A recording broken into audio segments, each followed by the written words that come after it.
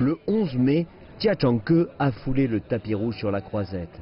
Accompagnée de l'actrice Zhao Tao et de l'acteur Liao Fan, Tia a présenté au monde son ultime création, La cendre est d'un blanc pur.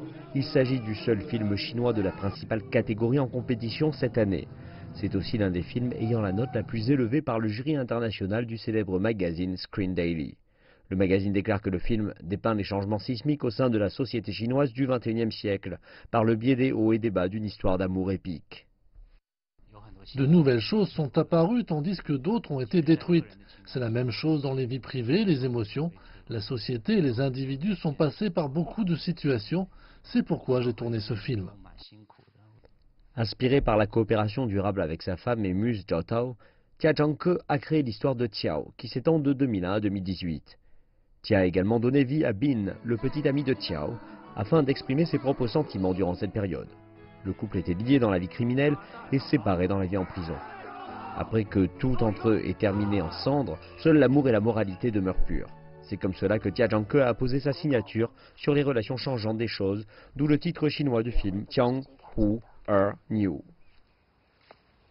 Chacun d'entre nous parle avec ses propres caractéristiques, avec notre propre rythme et même nos dialectes.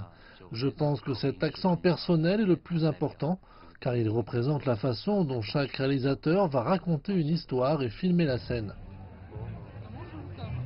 L'accent personnel de Tia lui a apporté célébrité internationale et reconnaissance. Depuis 2008, pas un seul des films qu'il a présentés à Cannes n'a manqué de la sélection officielle.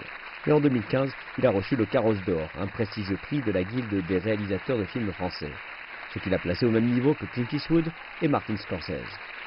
Dans le même temps, Tia Chang-ke est aussi devenu une source d'inspiration pour la jeune génération de cinéastes, tant d'Orient que d'Occident.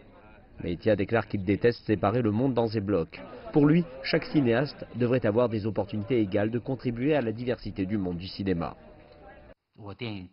Mes sources d'inspiration viennent des films chinois, des films français, italiens et russes et bien d'autres. J'ai beaucoup bénéficié de cette diversité, donc dans l'univers des films, je me réfère rarement à l'Orient ou à l'Occident.